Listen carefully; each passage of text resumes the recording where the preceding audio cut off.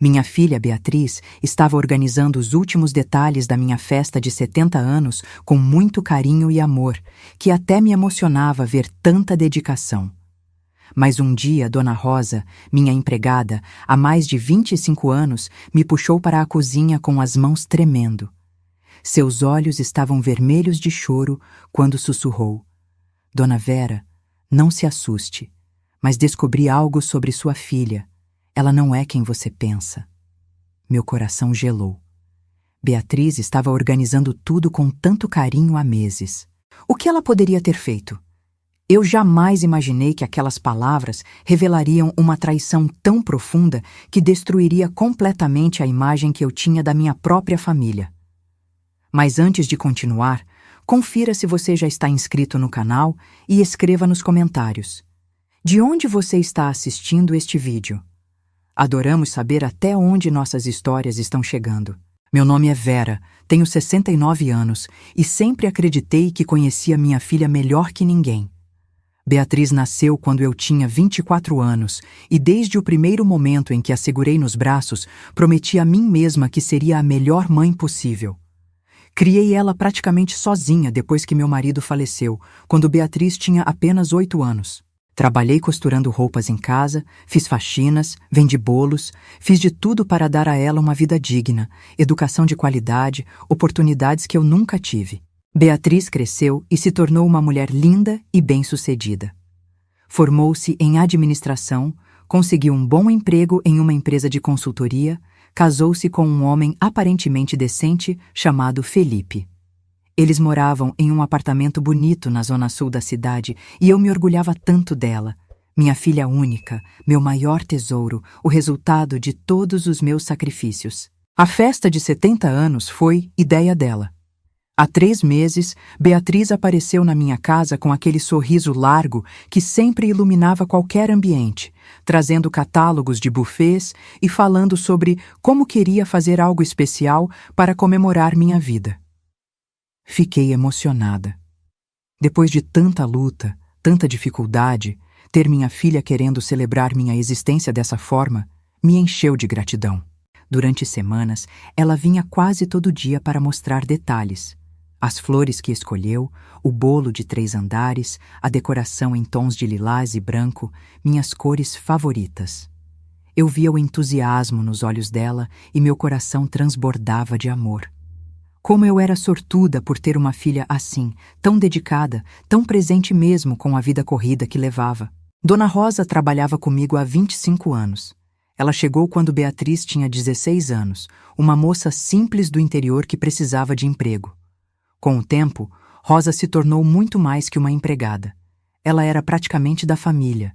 Conhecia cada canto da minha casa, cada segredo, cada alegria e tristeza que passamos juntas. Quando fiquei doente há 5 anos com pneumonia, foi Rosa quem cuidou de mim dia e noite. Quando Beatriz se casou, Rosa chorou de emoção ao meu lado.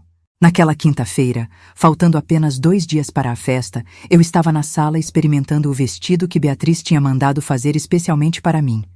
Um vestido lilás claro, elegante, com bordados delicados. Beatriz estava tirando fotos, rindo, dizendo que eu estava linda. A casa cheirava a bolo que Rosa estava preparando para testarmos o recheio que seria usado na festa. Foi quando notei Rosa parada na porta da cozinha, me observando com uma expressão estranha. Seus olhos estavam marejados e ela torcia o pano de prato nas mãos com uma força que deixava os nós dos dedos brancos. Aquilo me chamou a atenção porque Rosa nunca demonstrava nervosismo assim. Ela era sempre calma, controlada, a pessoa mais equilibrada que conheci. Continuei conversando com Beatriz sobre a festa, sobre os convidados que viriam, sobre o cardápio. Mas minha atenção estava dividida. Rosa tinha sumido de volta para a cozinha, e eu sentia que algo estava muito errado. Conhecia aquela mulher há 1/4 de século. Sabia quando ela estava preocupada. Beatriz ficou mais 1 hora, organizando listas e confirmando detalhes pelo telefone com o buffet. Quando finalmente se despediu com um beijo carinhoso na minha testa, prometendo voltar no dia seguinte, senti um aperto no peito que não conseguia explicar. Era como se meu corpo soubesse de algo que minha mente ainda se recusava a aceitar. Assim que a porta se fechou, Rosa apareceu na sala. Seu rosto estava pálido e ela segurava algo nas mãos. Um envelope. Ela olhou para mim com aqueles olhos castanhos, cheios de lágrimas, e disse com a voz embargada: Dona Vera, precisamos conversar. Agora. O tom dela me assustou. Em 25 anos, Rosa nunca tinha usado aquele tom comigo. Senti minhas pernas bambearem. Sentei-me no sofá devagar e Rosa se ajoelhou na minha frente, segurando minhas mãos com força. O que aconteceu, Rosa? Você está me assustando. Ela respirou fundo várias vezes antes de conseguir falar. As lágrimas escorriam livremente pelo seu rosto agora. Não se assuste, mas descobri algo sobre sua filha. Algo muito grave, Dona Vera. Algo que vai partir seu coração. Meu mundo parou naquele momento. O relógio na parede continuava marcando os segundos, mas para mim o tempo congelou completamente. Olhei para o envelope nas mãos dela e senti o medo subir pela minha espinha como gelo derretendo. Do que você está falando, Rosa? Ela abriu o envelope com mãos trêmulas e tirou vários papéis de dentro.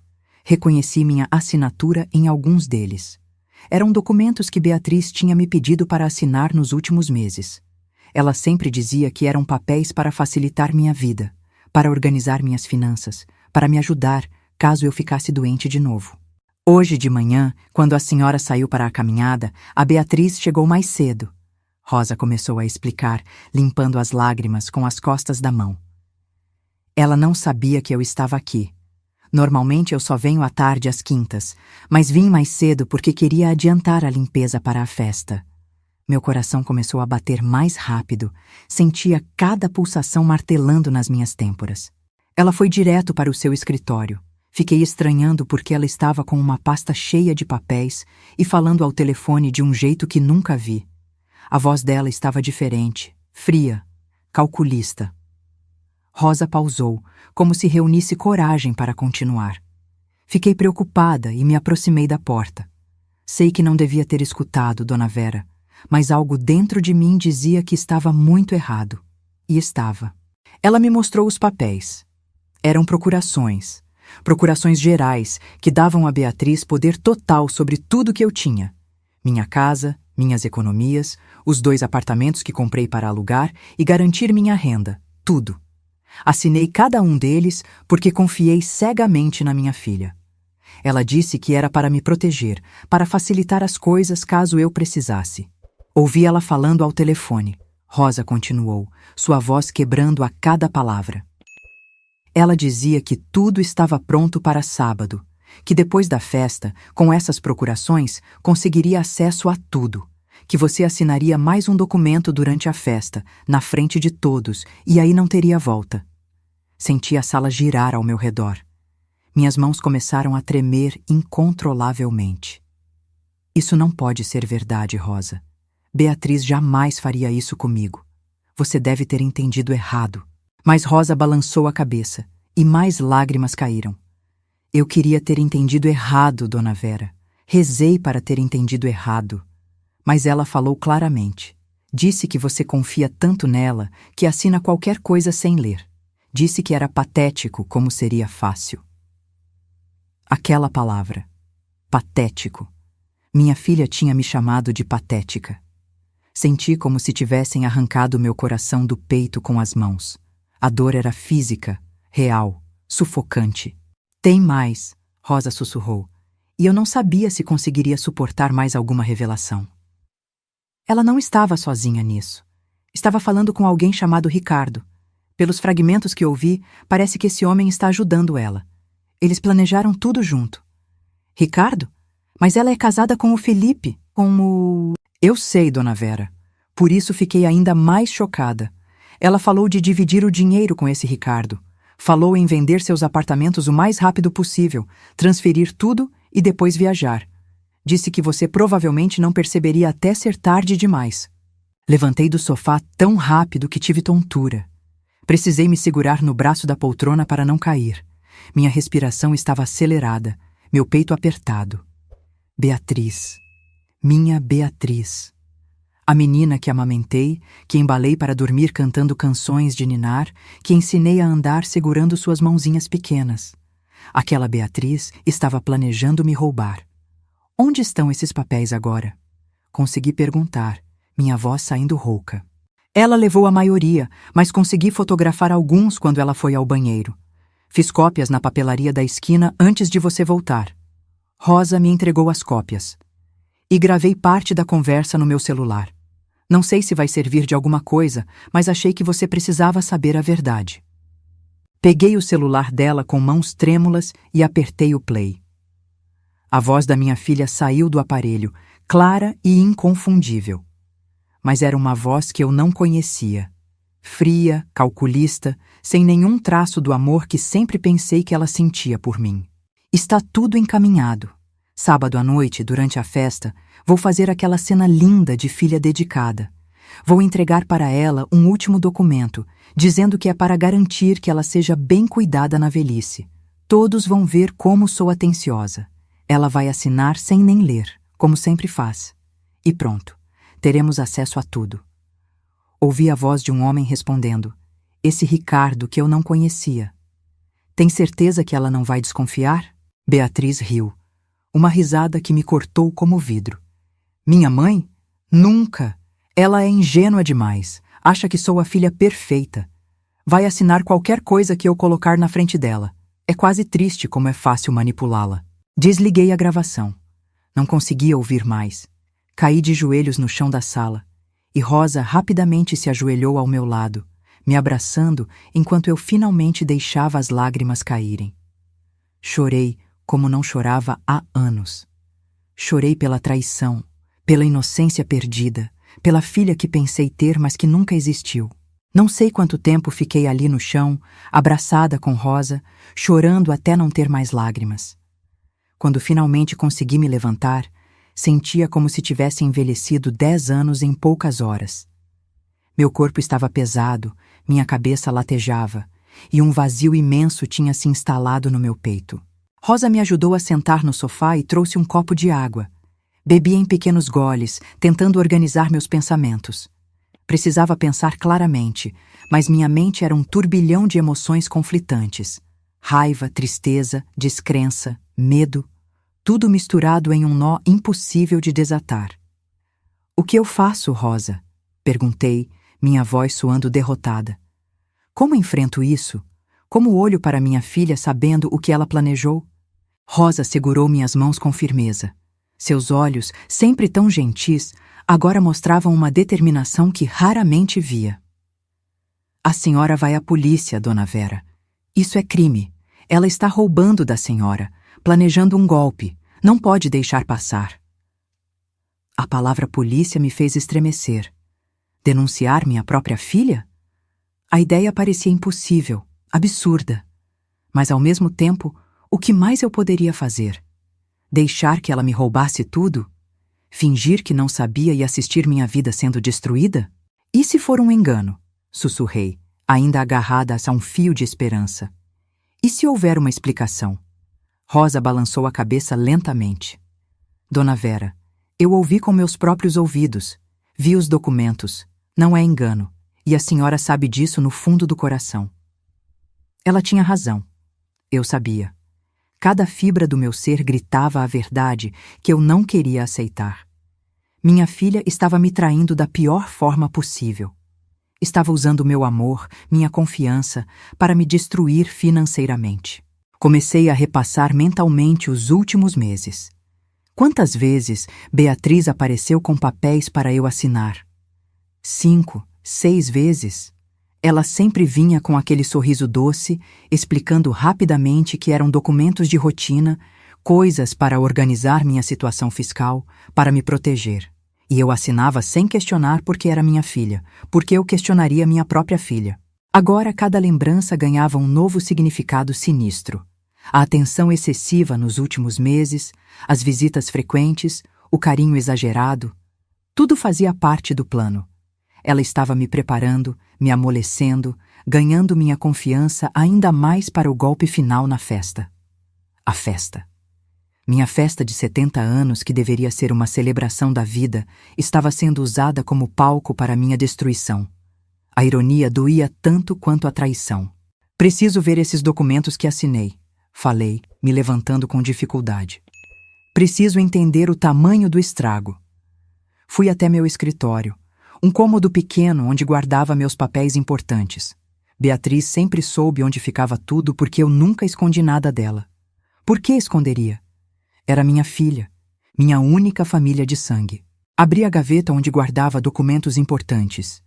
Vários papéis que assinei estavam lá, mas percebi que alguns estavam faltando.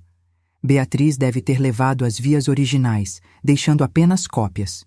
Comecei a ler com atenção cada palavra, e a cada linha sentia meu estômago se revirar. Eram procurações amplas, dando a ela poder para vender propriedades, movimentar contas bancárias, fazer investimentos em meu nome. Com aqueles documentos, Beatriz poderia literalmente me deixar sem nada. Vender minha casa, os apartamentos que eu alugava, esvaziar minhas economias. Tudo. Quanto dinheiro a senhora tem guardado, dona Vera? Rosa perguntou gentilmente, aparecendo na porta do escritório. Fiz as contas mentalmente. Tenho cerca de 150 mil reais na poupança. Os 2 apartamentos valem uns 400 mil cada um.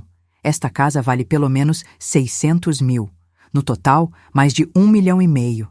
Rosa ficou pálida. Meu Deus, ela planejou roubar tudo isso da senhora. A realidade daqueles números me atingiu como um soco. Não era apenas uma quantia qualquer. Era minha vida inteira de trabalho. Cada centavo guardado com sacrifício. As costuras que fiz madrugada adentro quando Beatriz era pequena. As faxinas que peguei em casas de família para pagar a escola particular dela. Os bolos que vendi aos finais de semana para juntar dinheiro para a faculdade dela. Tudo aquilo, todo aquele suor e lágrimas, e minha filha queria simplesmente tirar de mim como se eu fosse uma estranha na rua. Sentei na cadeira do escritório e comecei a chorar novamente. Não eram mais lágrimas de choque, mas de uma dor profunda e cortante. A dor de perceber que a pessoa que mais amei no mundo, que dei a vida para criar, me via apenas como uma fonte de dinheiro. Rosa se aproximou e colocou a mão no meu ombro. A senhora não está sozinha, dona Vera. Eu estou aqui. Vamos resolver isso juntas. Olhei para ela. Essa mulher que não tinha nenhuma obrigação comigo, além do trabalho, mas que sempre me tratou com carinho genuíno. Ela estava mais preocupada comigo do que minha própria filha. A inversão era tão absurda que quase ri, mas o som que saiu foi mais parecido com um soluço. Preciso pensar, falei, enxugando o rosto com um lenço. Preciso decidir o que fazer. Passei aquela noite inteira acordada. Cada vez que fechava os olhos, via o rosto de Beatriz. Mas não conseguia mais distinguir qual rosto era real. A menina doce que criava era apenas uma máscara? Ela sempre foi assim e eu nunca percebi? Ou algo mudou nela ao longo dos anos? Repassei mentalmente toda a vida dela. Procurei sinais, pistas que eu poderia ter perdido, pequenas mentiras na infância que perdoei fácil demais. Aquela vez que sumiu dinheiro da minha bolsa quando ela tinha 15 anos e ela culpou uma amiga que estava em casa. Eu acreditei nela sem questionar. A amiga nunca mais voltou a nos visitar. Ou quando ela conseguiu aquele emprego na consultoria. Disse que foi por mérito próprio, mas depois descobri casualmente que o dono da empresa era pai de uma amiga dela. Quando perguntei, ela mudou de assunto rapidamente. Não insisti porque não queria parecer desconfiada. Quantos sinais eu ignorei ao longo dos anos porque era mais fácil acreditar que minha filha era perfeita. Às 5 da manhã, tomei minha decisão. Não podia deixar isso passar. Não porque queria vingança, mas porque precisava me proteger. E talvez, só talvez, enfrentar as consequências de seus atos fosse a única chance de Beatriz realmente mudar. Liguei para Rosa assim que o dia clareou. Ela atendeu no primeiro toque, como se também não tivesse dormido. Vou à polícia, anunciei. Mas antes preciso de provas mais sólidas. Você disse que ela vai trazer mais um documento na festa? Sim, ouvi ela falando que seria a peça final. Então vamos deixá-la fazer isso, mas dessa vez com testemunhas, muitas testemunhas. Passei o dia seguinte, sexta-feira, planejando. Liguei para um advogado que um amigo havia me recomendado anos atrás. Dr. Paulo era especialista em direito de família e crimes contra o patrimônio. Quando contei minha história, ele ficou em silêncio por longos segundos. Senhora Vera, o que sua filha está fazendo é gravíssimo. Estamos falando de estelionato, apropriação indébita, abuso de confiança. Se comprovado, ela pode pegar vários anos de prisão. A palavra prisão me fez engasgar. Minha filha na prisão. A imagem era insuportável. Mas tem que ser assim? Não tem outro jeito? Depende do que a senhora quer. Quer apenas recuperar seu patrimônio ou quer que ela pague pelo crime? Não soube responder na hora. O que eu queria? Vingança? Justiça? Apenas meu dinheiro de volta? Ou queria que minha filha entendesse a gravidade do que fez? Quero que ela pare, respondi finalmente.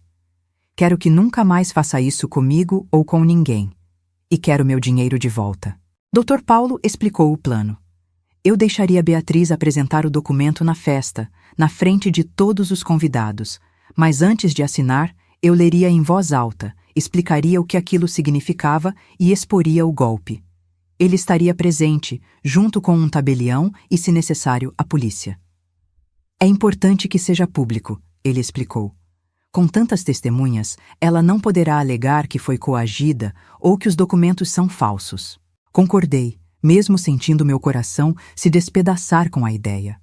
Expor minha filha assim, na frente de amigos e família. Mas que escolha eu tinha? Beatriz apareceu na sexta à tarde, como sempre, toda sorridente. Trouxe mais flores para a decoração da festa e ficou horas organizando detalhes.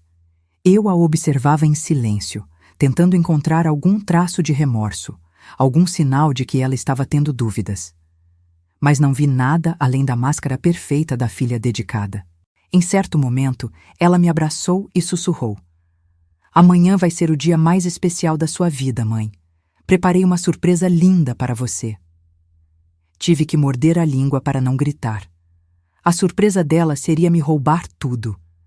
Mas forcei um sorriso e agradeci, cada palavra me queimando a garganta. Quando ela foi embora, desabei no sofá. Rosa apareceu com um chá e sentou ao meu lado em silêncio. Ficamos ali, duas mulheres que conheciam o peso da traição, nos preparando para o confronto que viria. A manhã de sábado amanheceu ensolarada e bonita, cruel na sua normalidade. Acordei cedo depois de mais uma noite de sono agitado e pesadelos. Sonhei com Beatriz criança, me pedindo colo, e quando a pegava nos braços, ela se transformava em uma estranha de olhos frios. Rosa chegou às 7 da manhã, mais cedo que o combinado. Pelo seu rosto, vi que ela também não havia dormido bem. Nos abraçamos em silêncio na porta, duas mulheres unidas pela circunstância mais improvável. A senhora tem certeza disso, dona Vera? Ela perguntou pela 10ª vez. Ainda dá tempo de cancelar. Balancei a cabeça. Não dá, Rosa. Se eu deixar passar, ela vai continuar e vai me destruir completamente. Preciso fazer isso. Dr. Paulo chegou às 9, discreto, vestindo um terno sóbrio. Trouxe consigo o tabelião, um homem de meia-idade chamado Sr. Marcos e um oficial de justiça. Expliquei para eles onde poderiam ficar durante a festa, em um cômodo separado, prontos para intervir quando necessário. Quando ela apresentar o documento, a senhora faz um sinal combinado, Dr. Paulo instruiu. Nós entramos, o tabelião autêntica tudo o que aconteceu e o oficial documenta para eventual processo. Assenti, sentindo meu estômago revirar. Faltavam poucas horas para a festa. Poucas horas para confrontar minha filha na frente de todos. Tentei me arrumar, mas minhas mãos tremiam tanto que mal conseguia passar o batom. Rosa precisou me ajudar a fechar o zíper do vestido lilás que Beatriz havia mandado fazer. O vestido que deveria me fazer sentir bonita agora parecia uma fantasia cruel. Os primeiros convidados começaram a chegar às 18 horas. A casa estava linda, decorada exatamente como Beatriz havia planejado. Flores lilazes e brancas por toda parte, mesas elegantes, um buffet impecável. Tudo perfeito por fora, podre por dentro. Recebi cada pessoa com um sorriso forçado. Minha irmã Laura, meus sobrinhos, amigos de décadas, vizinhos. Todos me abraçavam, me parabenizavam, diziam que eu estava linda. Eu agradecia mecanicamente, minha mente em outro lugar. Beatriz chegou às 18h30, radiante em um vestido azul marinho. Ela trazia Felipe, o marido, que me cumprimentou com educação. Olhei para ele me perguntando se sabia do plano ou se também era vítima da minha filha. Mãe, você está maravilhosa. Beatriz me abraçou forte, beijou meu rosto. A hipocrisia daquele gesto me nauseou, mas retribuí o abraço, interpretando meu papel. A festa transcorreu. Conversas, risadas, comida, bebida. Eu passava por tudo em piloto automático, acenando, sorrindo, agradecendo, enquanto por dentro meu coração se despedaçava em pedaços cada vez menores. Às 20h, Beatriz bateu em uma taça pedindo atenção. Todos silenciaram, voltando-se para ela. Senti meu coração disparar. Era a hora. Quero fazer um brinde especial à minha mãe, ela começou, sua voz emocionada, lágrimas brilhando nos olhos. Lágrimas falsas, eu agora sabia. Essa mulher incrível criou-me sozinha depois que meu pai faleceu. Trabalhou incansavelmente para me dar tudo. Sacrificou seus próprios sonhos pelos meus. As pessoas concordavam. Alguns limpavam os próprios olhos. Minha irmã Laura me apertava a mão com carinho. Por isso, mãe, quero retribuir nem que seja um pouco de tudo que fez por mim. Beatriz pegou uma pasta bonita, embrulhada com um laço. Preparei algo especial para garantir que seus últimos anos sejam tranquilos, sem preocupações. Ela abriu a pasta e tirou um documento. Reconheci o tipo imediatamente. Mais uma procuração. Este documento vai facilitar tudo para você, Beatriz continuou, se aproximando de mim com o papel e uma caneta. Vai permitir que eu cuide das suas finanças, dos seus apartamentos, de tudo, para que você não precise se preocupar com nada na sua velhice. É meu presente para você. Todos olhavam emocionados. Alguns já aplaudiam a filha dedicada. Se eu não soubesse a verdade, também estaria emocionada. Peguei o documento com mãos que já não tremiam mais. Senti uma calma estranha me invadir. Era a hora.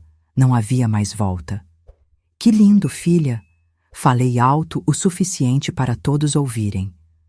Mas antes de assinar, deixa eu ler com atenção. Afinal, é importante entender o que estou assinando, não é? Vi um lampejo de pânico nos olhos de Beatriz, rápido como um relâmpago, antes dela recompor a expressão. Claro, mãe, mas é só protocolo jurídico.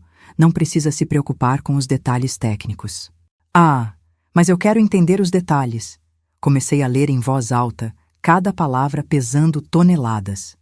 Procuração geral e irrevogável, pela qual outorgo à minha filha, Beatriz Silva, poderes amplos e irrestritos para administrar, vender, hipotecar, transferir todos os meus bens móveis e imóveis. As pessoas começaram a prestar mais atenção. Alguns franziam a testa, confusos. Continuei lendo. Movimentar todas as minhas contas bancárias, fazer investimentos, resgatar aplicações, vender propriedades sem necessidade de autorização prévia. Mãe, Beatriz tentou me interromper, seu sorriso ficando forçado. Você está deixando todos entediados com isso. Pode ler depois em casa, com calma. Não, filha. Acho importante que todos ouçam. Olhei ao redor. Afinal, com este documento, minha filha poderia vender minha casa, meus apartamentos, esvaziar minhas contas, e eu não poderia fazer nada para impedir. É isso que significa irrevogável. O silêncio agora era pesado, desconfortável. Laura me olhava confusa. Os outros convidados trocavam olhares. É só uma precaução legal, mãe, Beatriz insistiu, a voz perdendo a doçura. Para caso você fique doente ou incapacitada, é para te proteger. Para me proteger, repeti, e algo dentro de mim se quebrou. Todas as lágrimas que segurei, toda a dor reprimida, explodiram. Ou para me roubar. O silêncio agora era absoluto. Até a música de fundo parecia ter parado. Mãe, o que você está dizendo? Beatriz estava pálida. Olhei nos olhos dela. Minha filha, minha mentirosa. Estou dizendo que descobri seu plano, Beatriz. Descobri tudo. As procurações que me fez assinar nos últimos meses. O tal Ricardo que está te ajudando. O plano de vender tudo e fugir com meu dinheiro. Gaspes de choque ecoaram pela sala. Beatriz ficou branca como papel. Isso é loucura. Quem te colocou essas ideias na cabeça? Ninguém colocou nada. Ouvi você mesma. Tenho gravações das suas conversas, cópias dos documentos fraudulentos. Olhei ao redor para os convidados chocados. Minha filha planejou me roubar mais de R$1,5 milhão. Ia usar minha própria festa de aniversário como palco para o golpe final. Beatriz tentou um último blefe. Você está confusa, mãe. Talvez seja a idade. Talvez precise de ajuda médica. Eu nunca faria isso. Fiz o sinal combinado. Dr. Paulo, o tabelião e o oficial de justiça entraram na sala. A visão deles fez Beatriz recuar, o pouco de cor que ainda tinha no rosto desaparecendo completamente. Dr. Paulo é meu advogado, expliquei calmamente. Ele tem todas as provas do que você fez. As procurações falsas, as gravações, tudo. O silêncio que se seguiu foi sepulcral. Beatriz olhava de mim para Dr. Paulo e de volta para mim, sua boca abrindo e fechando sem emitir som. Era como assistir uma máscara se despedaçar em tempo real. A filha dedicada e carinhosa desapareceu, dando lugar a uma estranha de olhos duros e calculistas. Felipe, o marido, se aproximou dela. Beatriz, do que ela está falando? Que gravações? Que procurações? Ela não respondeu. Apenas continuava me encarando e pela primeira vez vi algo genuíno em seu rosto. Ódio puro. Dr. Paulo se adiantou, muito profissional. Boa noite. Peço desculpas por interromper a celebração, mas vim a pedido da Dona Vera para documentar uma tentativa de fraude. Ele mostrou a pasta que trazia. Tenho aqui cópias de diversas procurações que foram assinadas pela aniversariante nos últimos meses, todas elas dando poderes excessivos e irregulares à sua filha. Minha irmã Laura se levantou, vindo até mim. Vera, o que está acontecendo? Isso é verdade? Assenti, sentindo as lágrimas finalmente escorrerem livres pelo meu rosto. É verdade, Laura. Beatriz vem me roubando há meses e hoje ia dar o golpe final. Rosa apareceu do nada ao meu lado, me apoiando. Sua presença me deu forças para continuar. Mentira! Beatriz finalmente encontrou sua voz, mas era uma voz estridente, desesperada. Ela está inventando tudo isso. Provavelmente foi essa empregada aí que colocou essas ideias na cabeça dela. Está tentando se aproveitar de uma senhora confusa. Não estou confusa, Beatriz. Minha voz saiu firme agora, alimentada pela raiva que finalmente permitia sentir. E Rosa não inventou nada. Ela te ouviu falando ao telefone com seu cúmplice Ricardo, planejando como ia me roubar. Dr. Paulo pegou seu celular. Com a permissão da Dona Vera, vou tocar a gravação que ela me forneceu. Beatriz ficou lívida. Não, isso é invasão de privacidade, é ilegal. Na verdade, o tabelião interveio. Quando há suspeita fundada de crime, especialmente contra uma pessoa vulnerável como uma idosa, a gravação pode ser admitida como prova. Dr. Paulo apertou play. A voz de Beatriz ecoou pela sala silenciosa, aquela voz fria e calculista que eu havia escutado no celular de Rosa. Está tudo encaminhado. Sábado à noite, durante a festa, vou fazer aquela cena linda de filha dedicada. Vou entregar para ela um último documento, dizendo que é para garantir que ela seja bem cuidada na velhice. Lágrimas escorriam pelo meu rosto, enquanto a gravação continuava.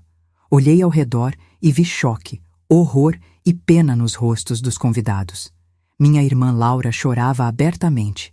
Alguns vizinhos balançavam a cabeça, incrédulos, quando a parte sobre me manipular facilmente tocou. É quase triste como é fácil manipulá-la. Ouvi Laura soltar um gemido de dor. Felipe, o marido de Beatriz, estava pálido, olhando para a esposa como se visse uma estranha. A gravação terminou. Ninguém se mexeu. Ninguém falou. Todos apenas olhavam para Beatriz, que estava congelada no meio da sala. Beatriz Silva, Dr. Paulo falou formalmente. Você está sendo acusada de estelionato, apropriação indébita e abuso de confiança contra sua mãe. Tenho aqui ordem judicial para congelar todas as contas bancárias em seu nome e impedir qualquer transação envolvendo os bens da dona Vera. Foi quando Beatriz explodiu. Toda a compostura desapareceu, dando lugar a uma fúria descontrolada. Você não pode fazer isso comigo. Sou sua filha. Depois de tudo que fiz por você, organizando essa festa ridícula, aguentando suas chatices, e é assim que me retribui? Tudo que você fez por mim? Minha voz saiu num sussurro incrédulo. Você organizou esta festa como parte do seu plano para me roubar. E daí? Ela gritou, lágrimas de raiva escorrendo. Você tem mais dinheiro do que precisa. Vive nessa casa velha, com roupas simples, juntando cada centavo como uma pão dura. Para quê? Você vai morrer em breve mesmo. Esse dinheiro deveria ser meu por direito. O silêncio chocado que se seguiu foi quebrado por Laura, que se aproximou de Beatriz e lhe deu um tapa na cara. O som ecoou pela sala. Como você ousa falar assim com sua mãe? Essa mulher se matou de trabalhar para te criar. Deu-te tudo. Beatriz levou a mão à bochecha vermelha, olhos arregalados. Então algo dentro dela pareceu quebrar completamente. Ela começou a rir, uma risada histérica e assustadora. Deu-me tudo? Me deu uma infância de privações. Enquanto outras crianças tinham roupas de marca, eu usava coisas costuradas por ela. Enquanto minhas amigas viajavam nas férias, eu ficava presa em casa. Sempre juntando, sempre economizando, sempre dizendo que tínhamos que guardar para o futuro. Para o seu futuro! Gritei de volta. Para sua faculdade, para seu casamento, para você ter uma vida melhor que a minha. Eu não pedi nada disso. Não pedi para nascer pobre, para ter uma mãe viúva costureira. Ela cuspiu as palavras como veneno. Você acha que eu tinha orgulho de você? Tinha vergonha. Vergonha das suas roupas simples quando vinham me buscar na escola. Vergonha de morar numa casa pequena quando minhas amigas tinham mansões. Cada palavra era uma facada. Laura tentou me amparar enquanto eu cambaleava sob o peso daquelas revelações. Minha filha sempre teve vergonha de mim. Todo aquele tempo eu achava que ela me amava, mas era vergonha o que sentia. Felipe finalmente reagiu, segurando o braço de Beatriz. Para com isso, agora. Ela se virou para ele com fúria. Você não tem moral nenhuma para me mandar parar. Você nem sabia de nada, seu idiota. Enquanto eu planejava nosso futuro confortável, você ficava lá no seu emprego medíocre, satisfeito com sua vida medíocre. Nosso futuro? Felipe alargou como se queimasse. Você ia fugir com outro homem, ouvi a gravação. Ricardo, quem diabos é Ricardo? Beatriz riu novamente, aquela risada perturbadora. Alguém muito melhor que você. Alguém que não tem medo de fazer o que precisa para ter dinheiro. Alguém que me merece. Foi a vez de Felipe ficar pálido. Ele recuou, balançando a cabeça. Eu não conheço você. Não sei quem é essa pessoa. Ótimo, porque eu estava cansada de fingir ser a esposa perfeita de qualquer jeito, ela gritou.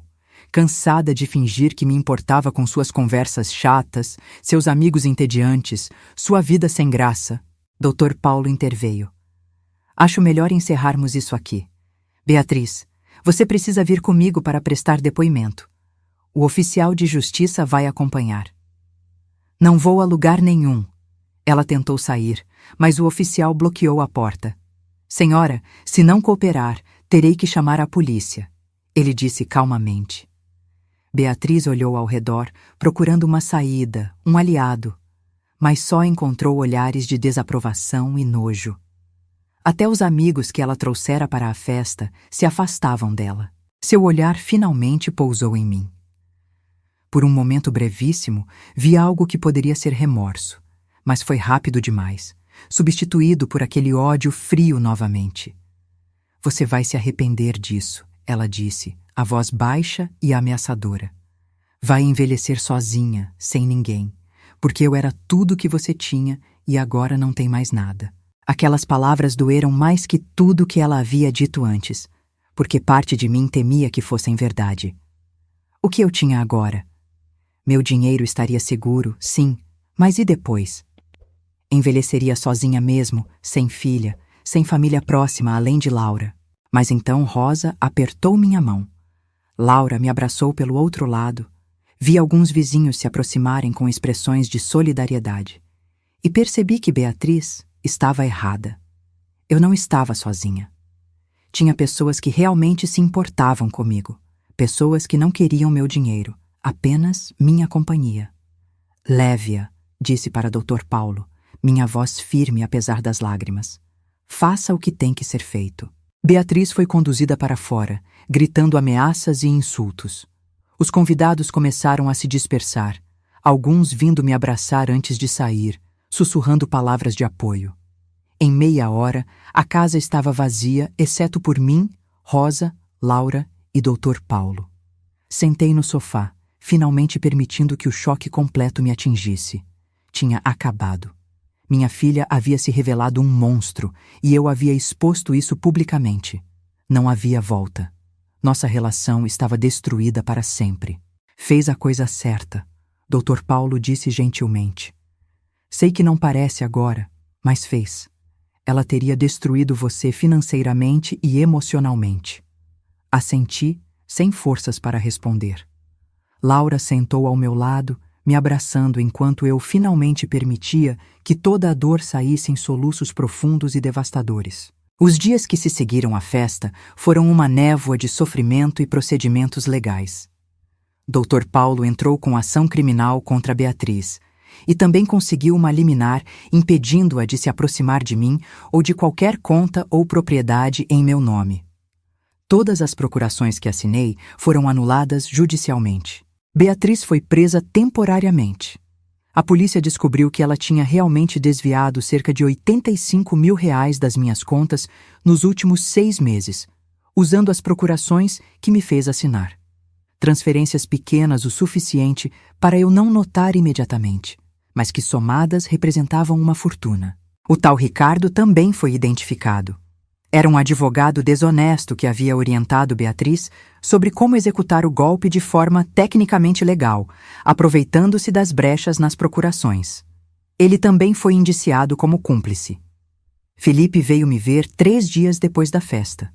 Ele estava devastado, olheiras profundas marcando seu rosto jovem. Sentamos na mesma sala onde tudo havia explodido, e ele chorou abertamente. Eu não sabia de nada, Dona Vera. Juro que não sabia. Ele limpava o rosto com as mãos trêmulas. Beatriz sempre controlava as finanças. Dizia que entendia melhor dessas coisas. Eu apenas trabalhava e entregava meu salário. Nunca desconfiei. Acreditei nele. Havia sinceridade genuína em seu sofrimento. Você vai ficar bem, Felipe. É jovem. Pode reconstruir sua vida. Estou pedindo divórcio. Não consigo mais olhar para ela sem sentir nojo. Ele balançou a cabeça. Como alguém faz isso com a própria mãe? Que tipo de pessoa? Não tinha resposta. Eu mesma me fazia essa pergunta centenas de vezes por dia. Laura praticamente se mudou para minha casa nas primeiras semanas. Ela cuidava de mim como se eu fosse criança, garantindo que eu comesse, dormisse, não ficasse sozinha tempo demais com meus pensamentos. Rosa também passava mais tempo comigo, fazendo companhia, assistindo novelas antigas, tentando me distrair. Mas não havia distração suficiente no mundo para apagar a dor. Cada cômodo da casa trazia lembranças de Beatriz. O quarto que foi dela. As fotos que ainda estavam penduradas. Pequenos objetos que ela me dera ao longo dos anos e que agora pareciam manchados pela traição. Um dia, 2 semanas após a festa desastrosa, comecei a tirar todas as fotos dela das paredes. Laura tentou me impedir. Vera, não faça isso. Você pode se arrepender. Não vou me arrepender. Tirei cada porta-retrato, cada lembrança visual. Essa pessoa nunca existiu de verdade. Era tudo mentira. Não quero mais ver o rosto dela mentindo para mim através dessas fotos falsas. Guardei tudo em caixas e levei para o porão. Foi como um enterro simbólico da filha que pensei ter tido. O processo criminal avançava. Dr. Paulo explicou que, com todas as provas, gravações, documentos, testemunhas da festa, o caso contra Beatriz era sólido.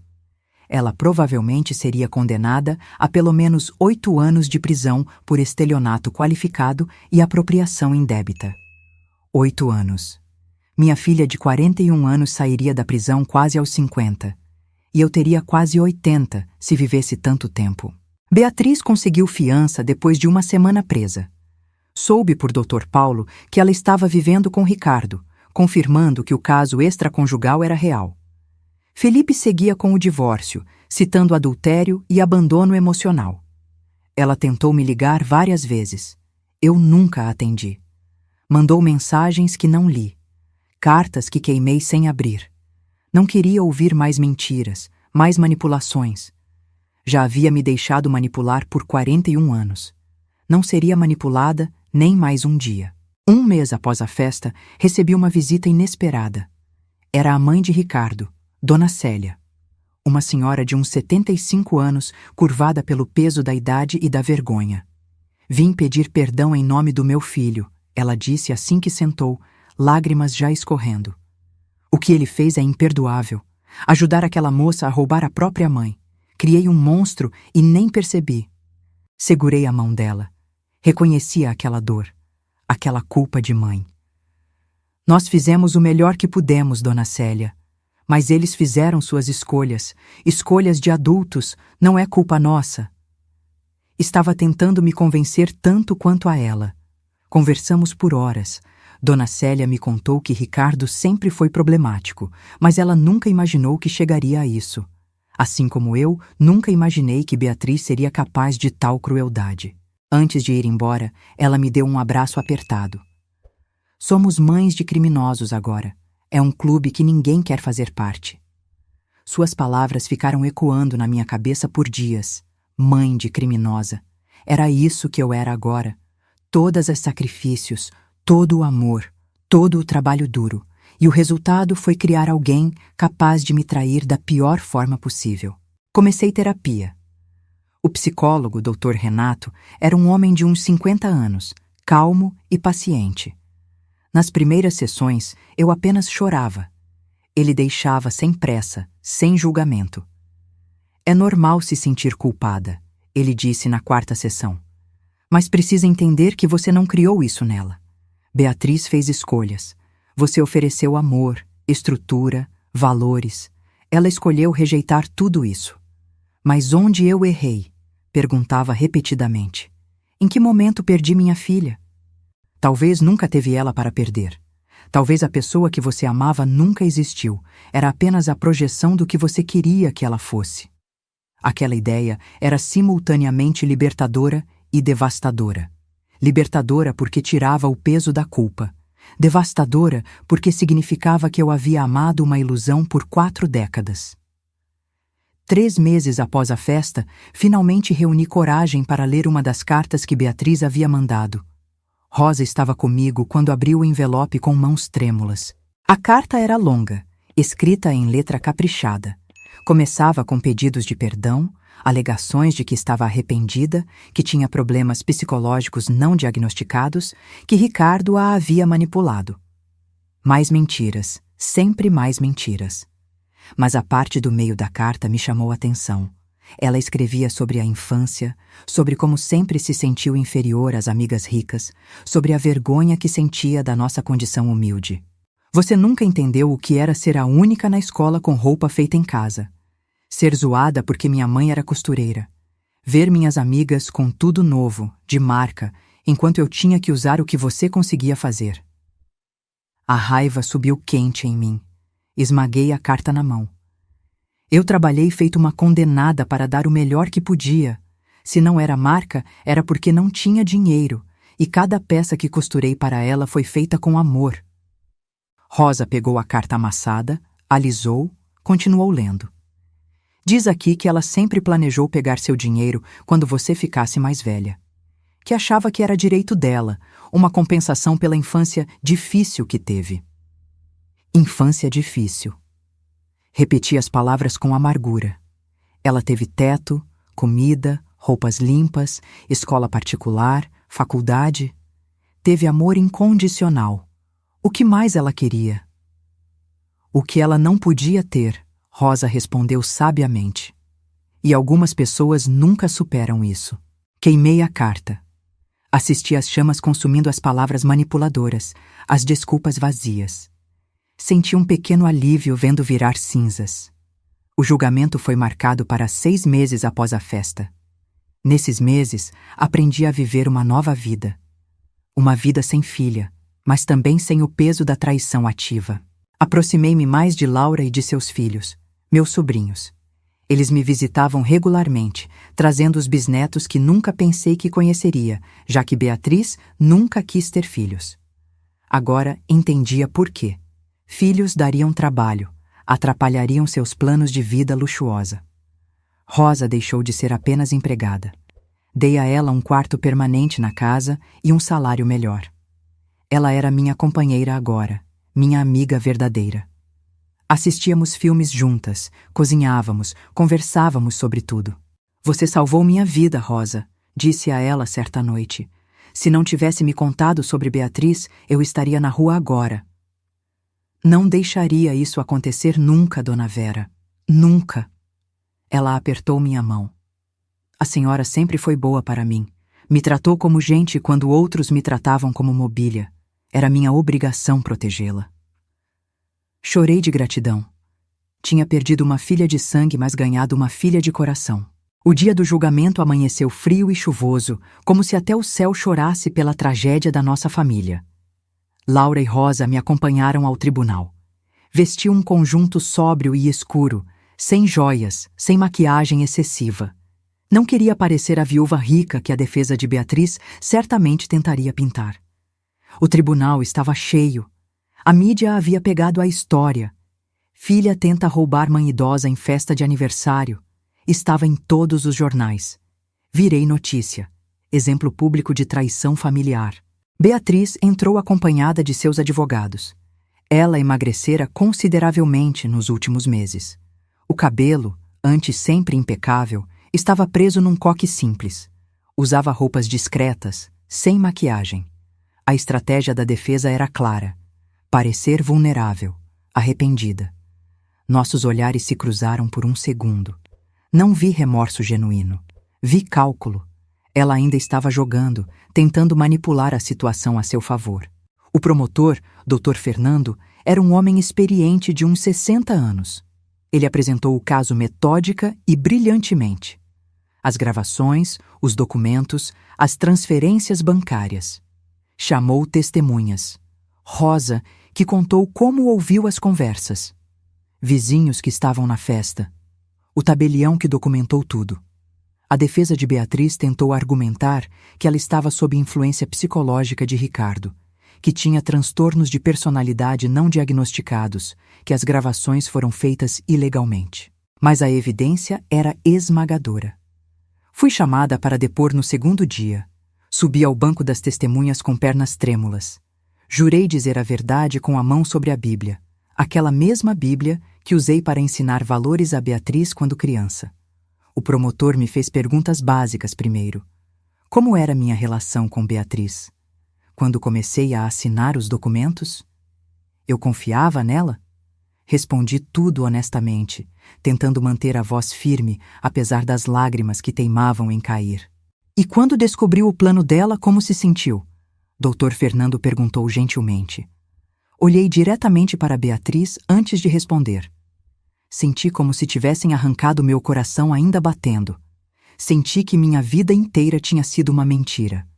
Questionei cada memória, cada momento que achei que compartilhamos amor. Porque como alguém que ama de verdade é capaz de fazer isso?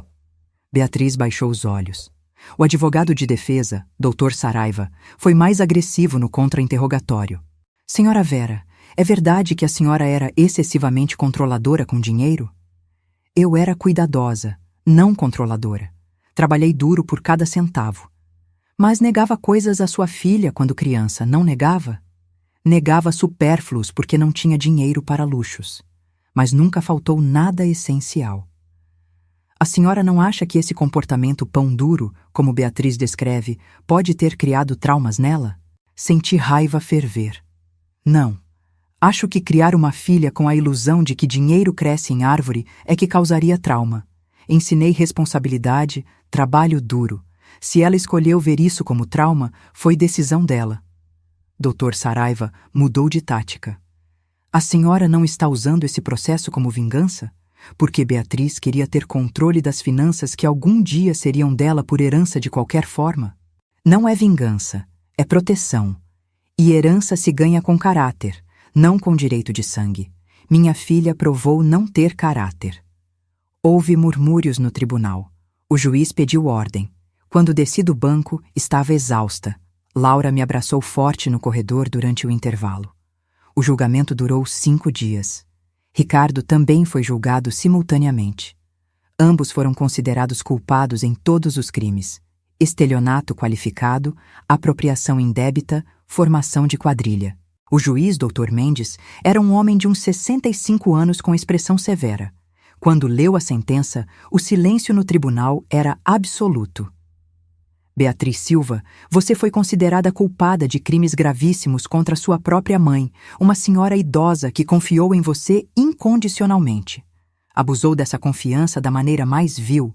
Pelos crimes comprovados, condeno-a a 12 anos de reclusão em regime fechado. 12 anos. Ouvi gaspes ao redor. Beatriz empalideceu, mas não chorou. Apenas ficou olhando fixo para a frente. Ricardo recebeu 10 anos como cúmplice. A sentença também determinava que todo o dinheiro desviado fosse devolvido com correção e multa. Beatriz e Ricardo teriam que vender todos os bens para ressarcir. Saí do tribunal em silêncio. A mídia gritava perguntas que não respondi. Laura e Rosa me protegeram até o carro. No caminho para casa, ninguém falou. O que havia para dizer? Justiça tinha sido feita, mas não havia sensação de vitória. Apenas um vazio imenso. Naquela noite, sentada na sala silenciosa, olhei para o espaço na parede onde antes havia uma foto de Beatriz, criança sorrindo, sem dentes da frente. Lembrei quando tirei aquela foto como ela ria, como correu para me abraçar depois. Aquele momento foi real? Ou até ali já era manipulação de uma criança que aprendia cedo a usar afeto como moeda de troca? Nunca saberia a resposta. Os meses seguintes foram de reconstrução lenta e dolorosa. Beatriz foi levada para uma penitenciária feminina a 200 quilômetros de distância. Não fui visitá-la. Não tinha forças, não tinha vontade, não tinha mais nada para dizer. Ela escrevia cartas regularmente. 2, 3 vezes por semana. Rosa as trazia do correio e eu decidia se abriria ou não. A maioria queimava sem ler. Algumas abria em momentos de fraqueza. Eram sempre variações do mesmo tema. Desculpas que soavam vazias, alegações de arrependimento que pareciam mecânicas, pedidos de perdão que nunca especificavam exatamente do que estava se arrependendo. Uma carta, contudo, foi diferente. Chegou no meu aniversário de 71 anos, exatamente 1 ano após a festa desastrosa.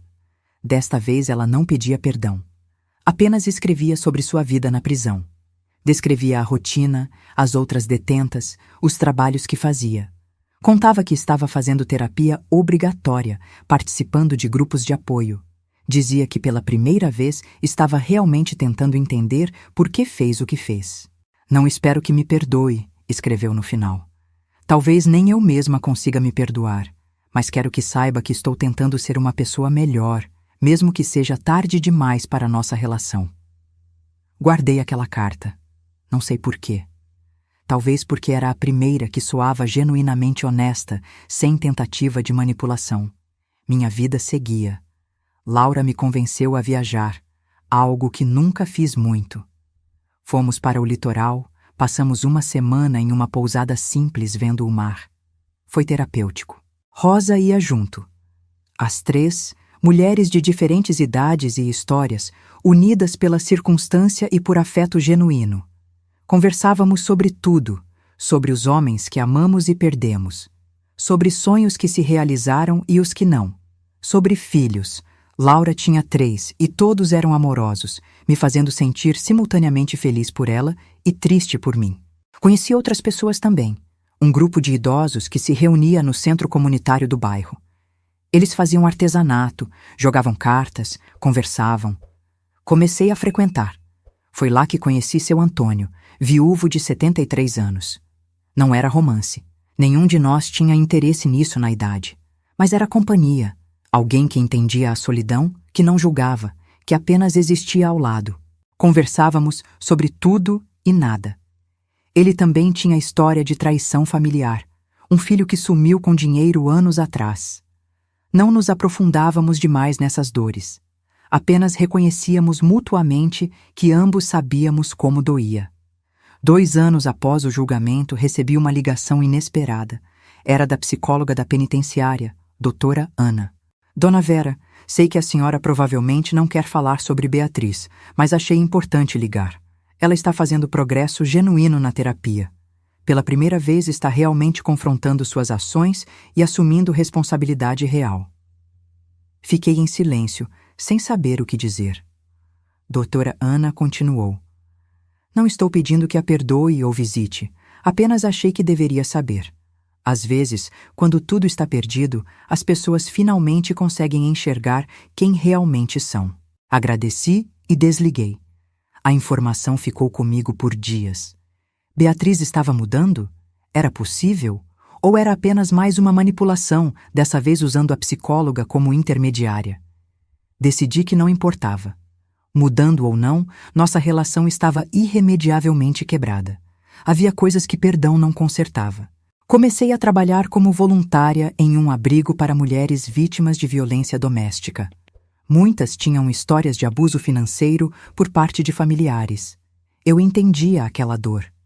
Podia ajudar. Costurava roupas para as crianças do abrigo, assim como costumava fazer para Beatriz.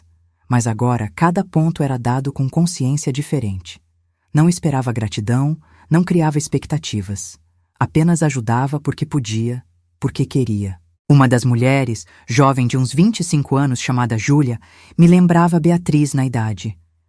Mesmos cabelos escuros, mesma estrutura facial. A primeira vez que a vi, meu coração apertou.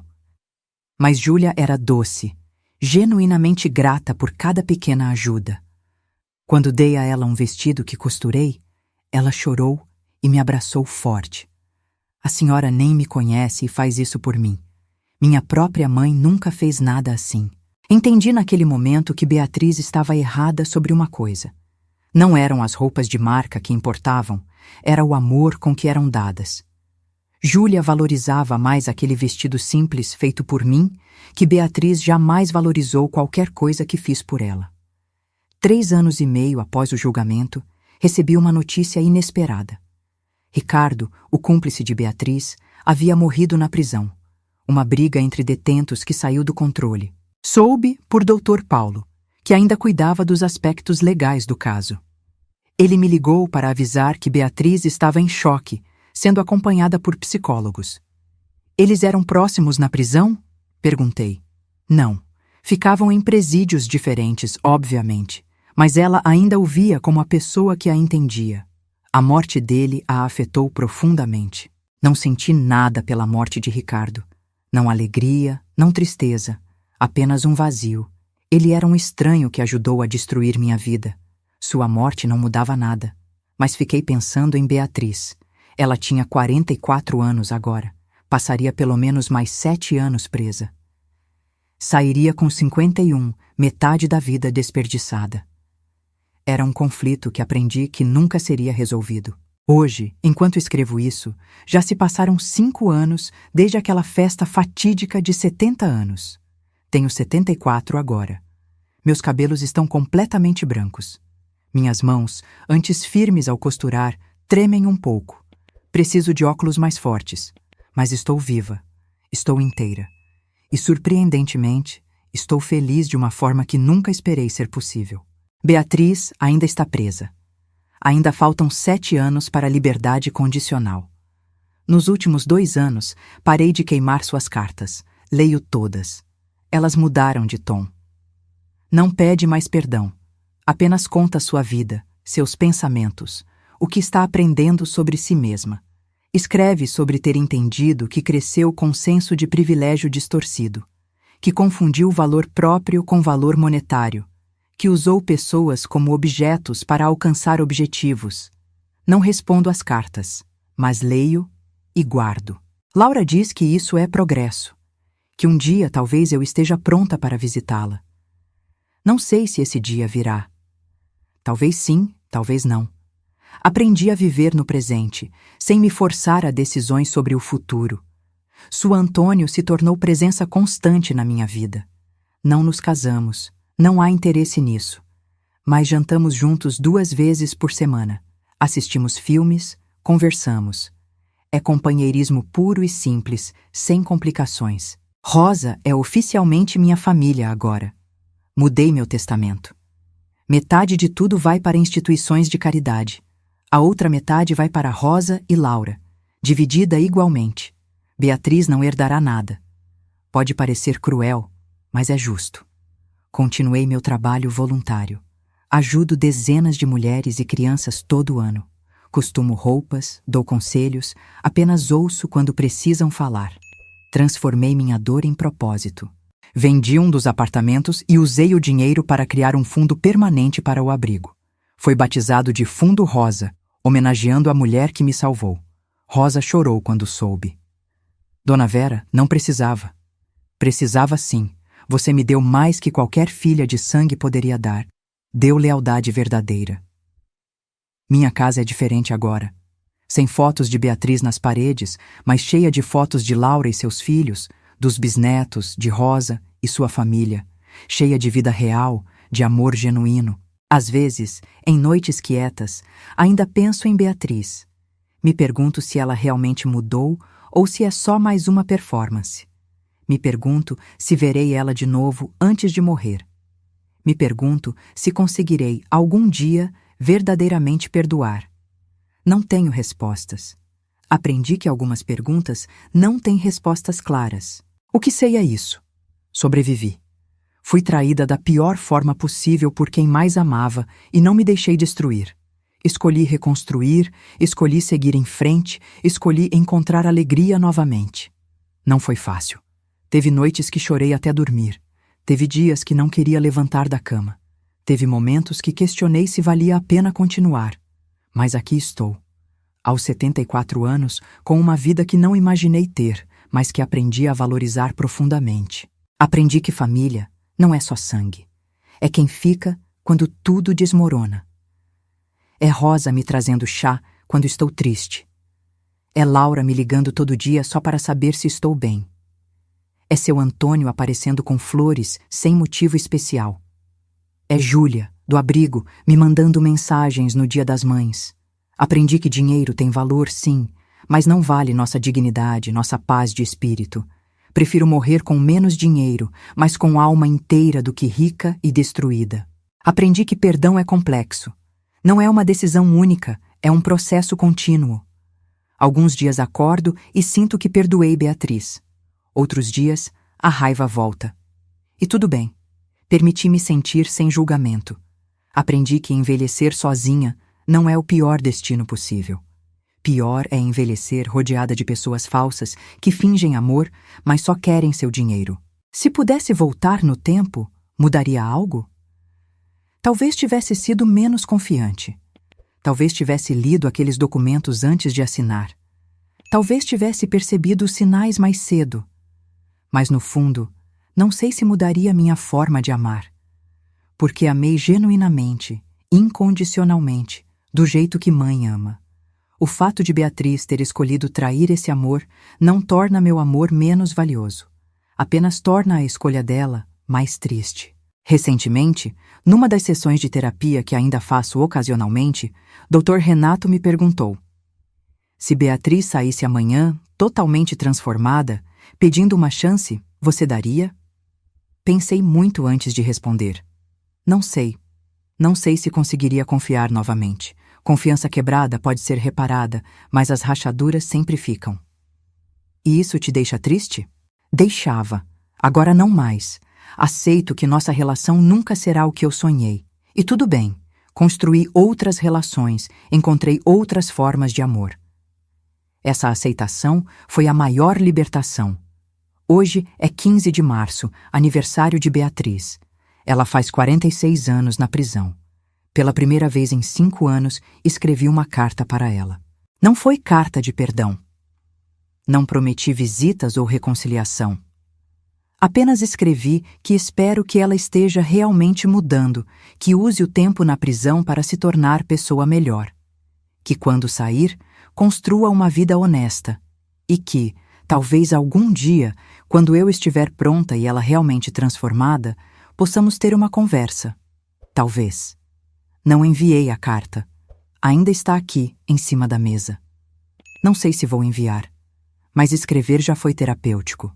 Rosa entrou agora, trazendo chá e biscoitos. Sentou ao meu lado, viu a carta, não comentou. Apenas ficou ali, presença silenciosa e reconfortante. Dona Vera, ela disse depois de um tempo, a senhora é a pessoa mais forte que conheço. Balancei a cabeça. Não sou forte, Rosa. Apenas sobrevivi. Isso é ser forte. Talvez ela tenha razão. Olho pela janela e vejo o sol se pondo, pintando o céu de laranja e rosa.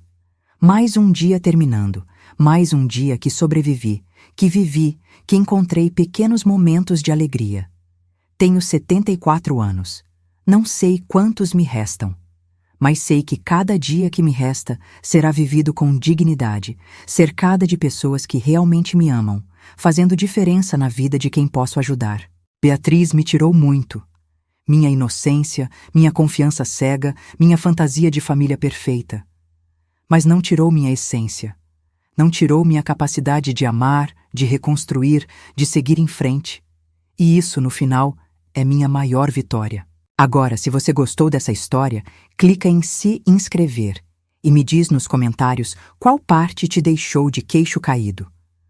Foi quando Rosa revelou a traição, quando Beatriz confessou tudo na festa, ou quando Vera decidiu seguir em frente sem a filha. Ah, e não esqueça de se tornar membro para ter acesso a vídeos exclusivos que não posto aqui. Te espero lá.